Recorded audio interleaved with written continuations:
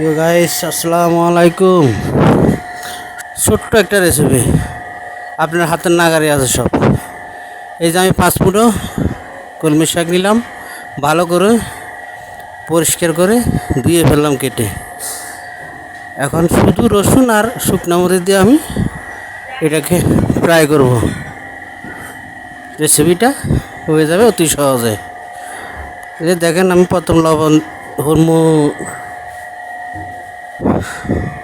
তেল দিলাম, মরিচ দিলাম, একটু রসুন কিমা দিলাম, এখন একটু ভালো করে লাড়াচাড়া দিলাম।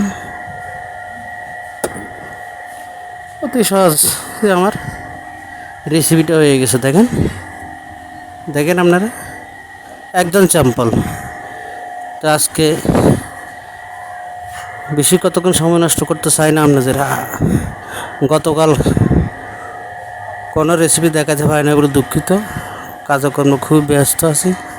তো গাইস, আপনাদের জন্য কষ্ট করি রেসিপিগুলো তৈরি করি। আপনারা দেখবেন, লাইক কমেন্ট শেয়ার করবেন, এটাই আপনাদের কাছে অনুরোধ রইল। আসসালামু আলাইকুম ওয়া রাহমাতুল্লাহি ওয়া বারাকাতুহু।